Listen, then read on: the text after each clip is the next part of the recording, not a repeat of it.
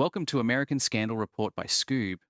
I'm your host, Oz Dalton, and today we're diving deep into one of the most heartbreaking and preventable disasters in space exploration history, the Challenger disaster of January 28th, 1986.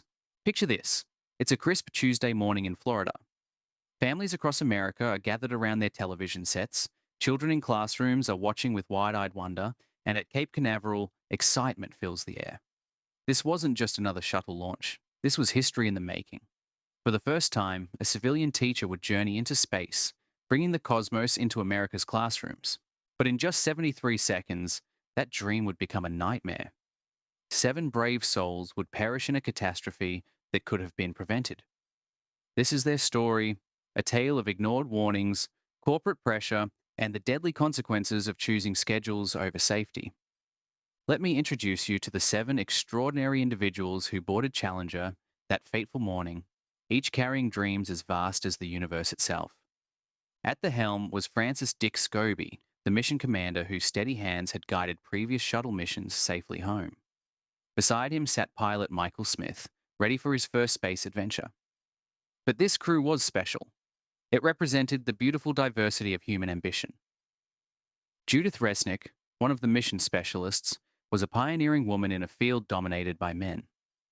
She had joined Astronaut Group 8, the first to include women, and had already tasted the magic of space aboard Discovery's maiden voyage in August 1984. Her brilliant mind had developed software and procedures that were the backbone of NASA operations.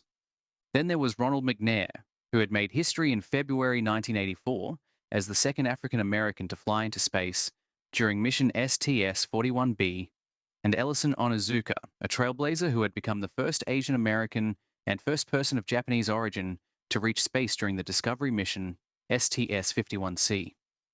Gregory Jarvis, the payload specialist, had waited the longest for his moment. Originally scheduled to fly in April 1985, he was bumped when US Senator Jake Garn took his seat. Then it happened again in January 1986 when Representative Bill Nelson claimed another spot. Finally, on STS-51L, Jarvis would get his chance, or so everyone thought. But the crew member who captured America's heart was Christa McAuliffe, the teacher from New Hampshire who had emerged from over 11,000 applicants to join NASA's Teacher in Space program. When she first arrived in Washington, D.C. for the selection process, she met fellow New Englander Dick Scobie. As Dick later recalled, Christa and I met very quickly because we were New Englanders, so we became buddies real fast. Looking around at the other exceptional candidates, some who had climbed the world's highest mountains, others who were national award winners, they decided this was simply a gift and resolved to enjoy the ride. Little did anyone know that this would be their final ride together. 2 years before that tragic Tuesday, alarm bells were already ringing in the engineering corridors of Morton Thiokol, the company responsible for the shuttle's solid rocket boosters. A conscientious engineer named Roger Boisjoli had discovered something terrifying. The O-rings that sealed the booster joints were failing. Throughout the spring of 1985, Boisjoli desperately tried to get his company's management to take his concerns seriously. In his own words, it was like I was talking to a child. It was like I was talking to a solid piece of granite. No response, no reaction, no emotion, no anything. His frustration was palpable as he later explained, "We all knew that the joint was defective, and we had no choice but to fly because that's what the managers insisted on." The situation was so dire that Boisjoli wrote in an internal memo, "This problem has escalated so badly in the eyes of everyone, especially our customer NASA, that if we do not secure a timely solution, we stand in danger of having our competitors solve our problem." But here's the chilling reality. The Challenger wasn't just dealing with O-ring problems. Judd Lovingood, NASA's deputy manager of shuttle projects at the time, later admitted, "There were problems on the main engines. We had cracks in the heat exchanger wells. We had turbine blades that were cracking. We had problems with bearings. We were taking risks and continuing to fly." Think about this for a moment. More than 700 components on each shuttle were designated as Criticality 1, meaning if any one of them failed, the shuttle and crew could be destroyed. The engineers knew they were flying an experimental machine, pushing the boundaries of what was possible. But the pressure to keep flying was immense. As Lovingood explained, if you've got a multi-billion-dollar program like we had, it costs a lot of money to stand down. The financial pressures were enormous, and the mindset was dangerously optimistic. If we thought we were going to kill 7 astronauts, we would have stopped the program. But we didn't think that was going to happen. Meanwhile, the public remained blissfully unaware. NASA's Teacher in Space program was sending the message that space travel was so safe that ordinary civilians could participate. President Reagan even joked with the teacher candidates, "You'll be the emissary to the next generation of American heroes. For the lucky one who does go up in the shuttle, I have only one assignment. Take notes. There'll be a quiz after you land." The disconnect between the engineers' growing concerns and the public's perception of safety was about to have deadly consequences. The days leading up to January 28th read like a thriller, where you know the ending, but hope against hope that somehow someone will make the right decision to prevent tragedy. January 22nd, 1986, T-minus 6 days, the Challenger crew gathered eagerly, only to be told their mission would be delayed. Another shuttle needed to return first. The crew exchanged disappointed glances. For astronauts, every mission is a dream come true, something they think about every night as the stars beckon them toward the unknown. January 27th, 1986, T-minus 1 day. As the astronauts tossed and turned in anticipation of their morning launch, an unusual chill swept across Florida. It was as if nature itself was trying to warn everyone of the coming disaster. The launch pad became covered in thick ice, and the metal components of the shuttle and boosters contracted in the cold. That night, one of the most crucial teleconferences in space exploration history took place. Engineer Alan McDonald, working with Boyce-Joy, desperately tried to convince NASA to delay the launch.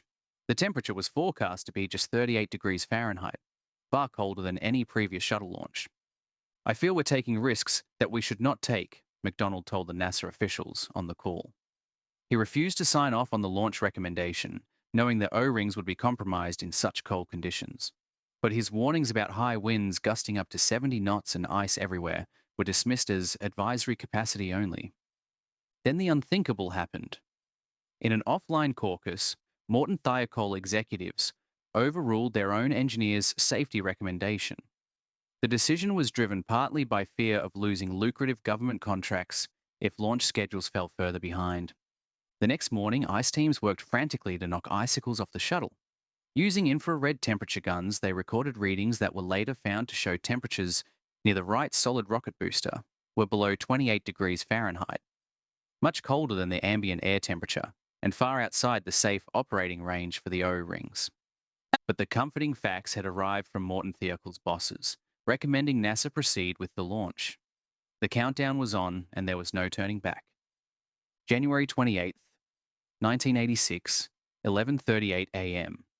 The moment that would forever be seared into America's collective memory was about to unfold. As astronaut Paolo Nespoli, who flew on the shuttle years later, described the pre-launch routine, "A few hours before launch, it's time to get dressed. We launch with what is called a launch and entry suit, which is a pressurized suit. It's complicated with gloves, a helmet, and a communication system. If 7 people all speak at the same time, it becomes incomprehensible, so you need discipline." The 7 crew members went through these familiar protocols one last time, never knowing they were preparing for their final moments.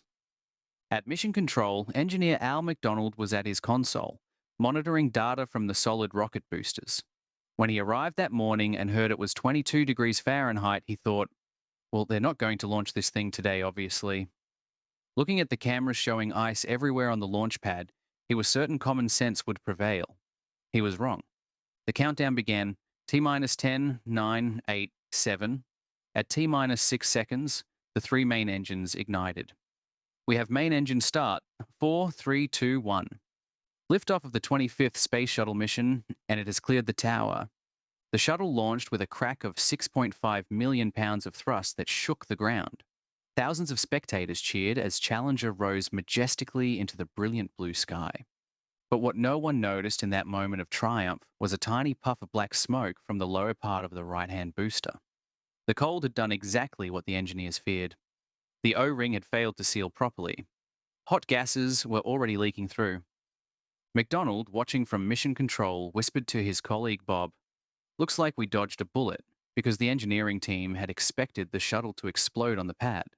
They thought they were in the clear. "Roger, roll, Challenger. Roll program confirmed. Challenger now heading downrange." For 56 seconds, everything seemed perfect. The crew was experiencing the incredible sensation of accelerating towards space. But inside the right booster, an entire section of the first O-ring was burning away. At 61 seconds, hot gas began streaming past the displaced second backup O-ring. Cameras on the ground detected a plume of fire from the booster, like a blowtorch eating away at the booster wall. 3 engines running normally, 3 good fuel cells, engines throttling up, 3 engines now at 104%. At 70 seconds, Mission Control gave the routine call. Challenger, go at throttle up. These would be among the last words the crew would hear from Earth. What happened next unfolded with terrifying precision.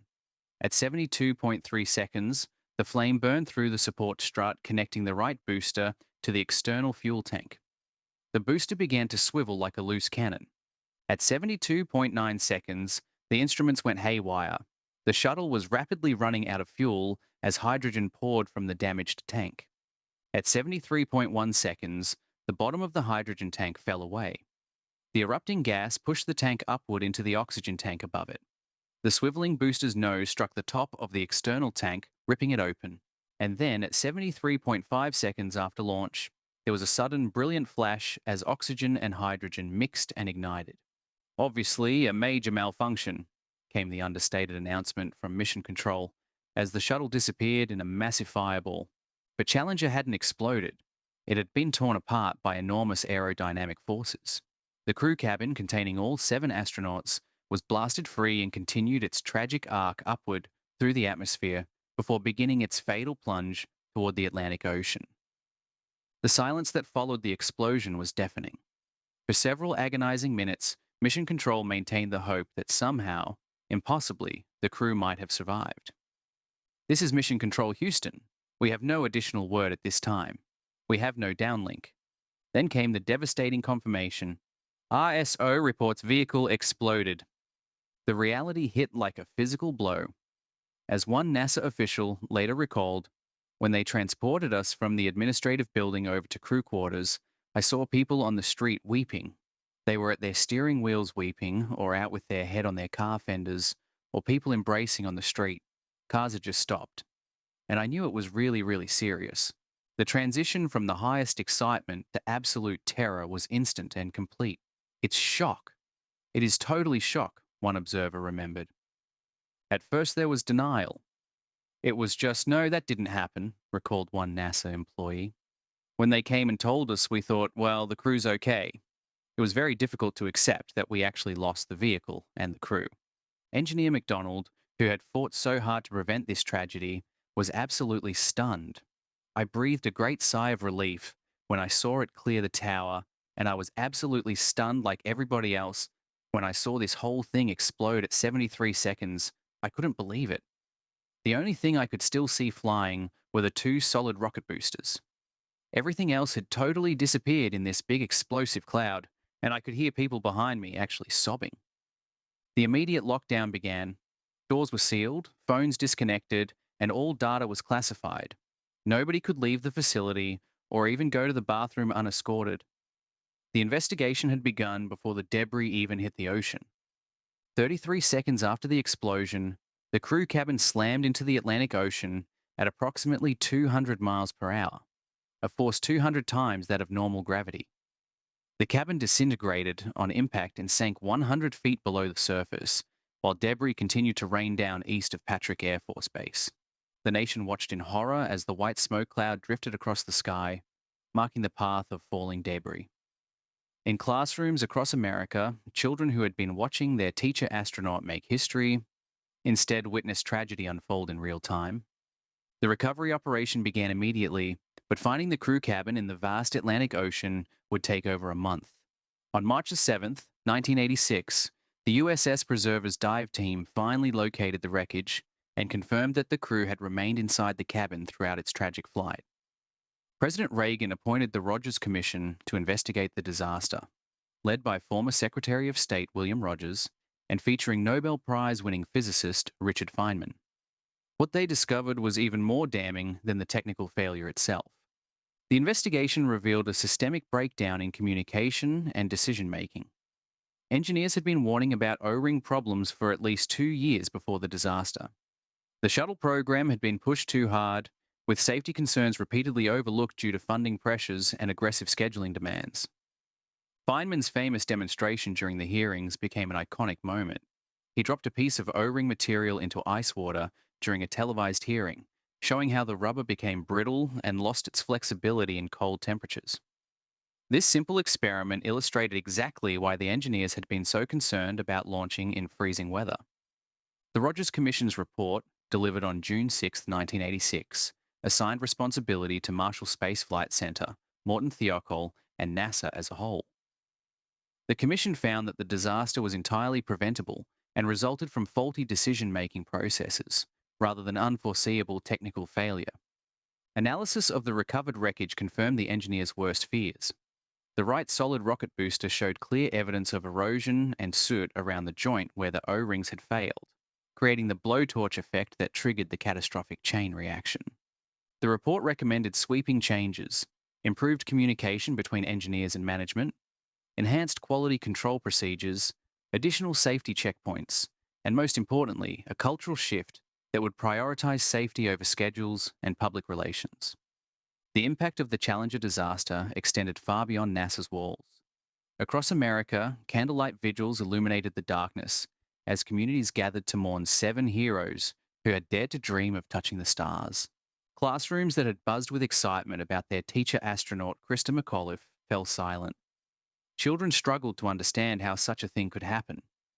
Teachers found themselves explaining not just the science of space travel, but the harder lesson that sometimes our greatest ambitions come with the greatest risks. The families of the crew became reluctant symbols of both loss and resilience. They had watched their loved ones prepare for the adventure of a lifetime, only to witness their deaths broadcast live to the world. Yet they showed remarkable strength, advocating for the safety improvements that would prevent future tragedies. The disaster also exposed uncomfortable truths about how America's space program operated. The public learned that space travel was far more dangerous than NASA had admitted. The agency's image as an infallible organization of brilliant scientists was shattered, replaced by a more honest acknowledgement of the risks inherent in exploring the final frontier. Memorials sprang up nationwide, schools were renamed, scholarships established, and monuments erected to ensure that Dick Scobie, Michael Smith, Judith Resnick, Ellison Onizuka, Ronald McNair, Gregory Jarvis, and Christa McAuliffe would never be forgotten. In 2015, nearly 3 decades later, NASA opened the forever remembered exhibit at the Kennedy Space Center Visitor Complex. For the first time, recovered debris from Challenger was displayed publicly, along with artifacts from the later Columbia disaster. The exhibit serves as both a memorial and a reminder of the ongoing dangers faced by those who explore space. The Challenger disaster didn't just break America's heart, it fundamentally transformed how NASA operated.